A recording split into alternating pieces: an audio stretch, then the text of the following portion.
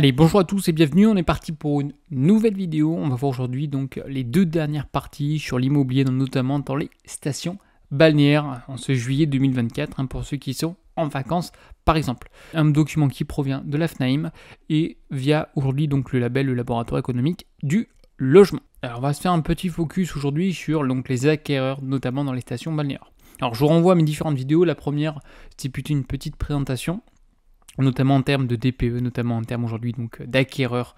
La deuxième partie ont été plutôt sur les prix de l'immobilier.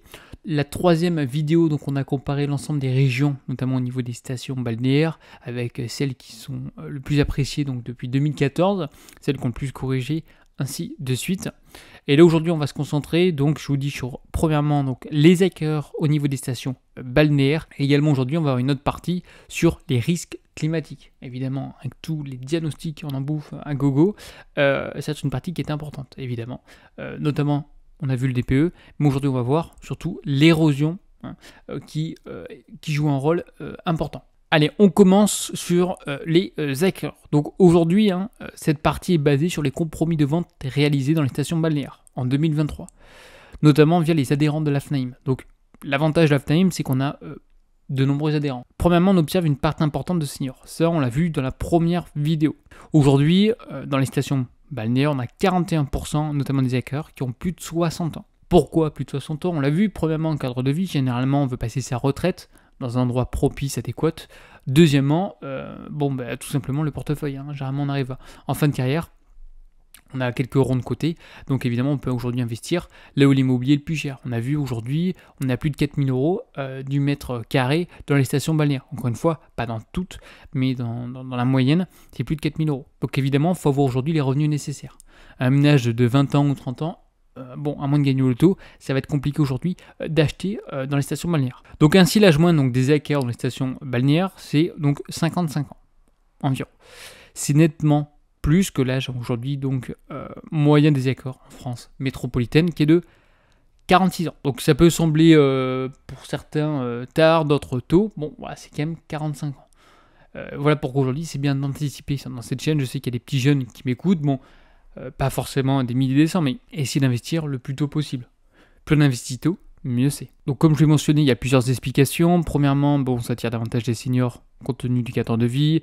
Également, la résidence secondaire, mais pas que. On a vu qu'il y a à peu près 50% de résidence secondaire. Il y a également 50% de résidence principale. Et enfin, donc les logements sont plus chers, comme je le mentionnais, puisqu'ils ont des revenus qui sont un peu plus importants. Bon, évidemment, pas tous les retraités, qu'on soit bien d'accord. Donc voici aujourd'hui la répartition notamment des acquéreurs dans les stations balnéaires. Moins de 30 ans, 6%, et plus on avance évidemment, plus le taux augmente. Sauf à partir de 70 ans et plus, parce qu'on part en occasion derrière EHPAD. Bon, on en reparlera plus tard également, c'est ce que c'est de l'immobilier. Donc dans les stations balnéaires, on note une part importante d'acteurs donc franciliens, donc 15%. Moins de la moitié aujourd'hui des ventes balnéaires sont faites par des acquéreurs habitants, notamment dans le département que le bien. Pourquoi? Parce qu'on a vu des prix élevé. Est-ce qu'aujourd'hui, donc, les habitants, notamment dans les stations balnéaires qui vivent à l'année, ont des revenus importants? Généralement, non. Voilà. Donc, ce sont des personnes qui, aujourd'hui, donc, habitent. Généralement, je vous dis, c'est à Paris. J'ai connu un peu ce fait en question. C'est Paris ou c'est la Suisse. C'est des gens qui ont une capacité de revenus qui est un peu plus importante. Et donc, ils vont tout simplement acheter, quoi. Donc, on a quand même une part également d'acquéreurs étrangers par la suite. Ça, on verra, qui sont un peu plus faibles. On est aux alentours, on est à moins de 10%. Mais en général, ce sont vraiment des personnes qui habitent à Paris, qui ont des revenus élevés, qui achètent dans les stations balnéaires. Donc évidemment, après, ça crée des petites fights. Évidemment, non, on n'aime pas trop les étrangers. C'est plutôt vivent les gens qui habitent sur place à l'année. Mais bon, d'un côté, je viens de vous dire, les gens qui habitent à l'année, s'ils peuvent le vendre plus cher à des étrangers, évidemment qu'ils vont le vendre plus cher. Et après, on a également donc, des acquéreurs étrangers, comme je mentionnais, donc en particulier donc, des Belges, des Britanniques et des Italiens. Alors maintenant, au niveau des risques climatique, notamment en termes d'érosion côtière. Les stations balnéaires sont particulièrement soumises aux risques climatiques, notamment à l'érosion côtière, notamment aggravée par le réchauffement climatique. Voilà, je ne vous fais pas le speech, je pense que tout le monde le connaît. Donc en effet, depuis 50 ans, 30 mètres carrés de terre ont disparu en France, à la suite notamment du recul du trait de côte. Un phénomène qui devrait notamment s'accentuer dans les prochaines années. Donc on a 242 communes, dont 213 en métropole ont été identifiées comme particulièrement à risque dans les années à venir. Et parmi ces 213 évidemment communes métropole, on a quasiment 157 sur des stations balnéaires, ce qui est non négligeable. Donc on a à peu près un tiers qui sont identifiés donc à risque comme étant en risque de submersion. Pas d'inquiétude, hein. Si on n'est pas en première ligne, bon a priori on va pas forcément être touché. C'est vrai que ça grignote, hein. On peut le voir notamment à Soulac, par exemple, où il y a un immeuble carrément, je vous mettrai en insertion, qui a carrément disparu.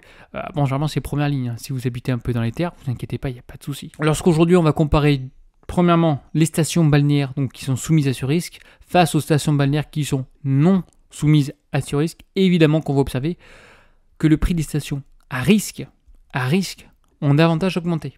Alors, moi je pensais que c'était l'inverse, hein, je ne vais pas vous mentir, il y a un risque, bon ben généralement on va payer moins cher ce risque, ce qui semble normal, on est bien d'accord. Et ben non. Aujourd'hui donc je reprends, les prix des stations à risque ont davantage augmenté que ceux des stations qui sont non soumises à ce risque. Donc depuis 2023 l'écart s'est réduit, les prix dans les stations à risque donc diminuant davantage que ceux des autres stations. Donc ce qu'on peut constater, donc station balnéaire submersible, donc c'est là où il y a un risque, et finalement forte augmentation. Les autres, faibles. Bon, est-ce qu'aujourd'hui donc c'est un critère, on peut évoquer ce terme en question. On sait que les DPE, bon c'est une obligation, hein, donc ça c'est un critère important. Par contre le risque d'érosion, bon, bah, on peut le traduire que non. Aujourd'hui, je ne vais pas vous dire que les accords s'en fichent un peu, mais pas loin quoi. Enfin en tout cas, on ne voit pas une inversion. Techniquement aujourd'hui, s'il y a vraiment un risque, bon, bah, on aurait vu une correction au niveau des prix. La réponse est non. Alors, évidemment, les régions qui sont soumises à ce risque, bon, ben, généralement, c'est parce qu'on a une jolie vue, on a proximité de la plage. Il y a quand même aujourd'hui, voilà, il y a quand même un attrait, on est quand même sur des parois. Bon, il y a quand même pas mal de paramètres à prendre en compte, hein. Si vous voulez, je pourrais regarder les stations balnéaires qui sont à risque et vous les mettre en insertion par la suite.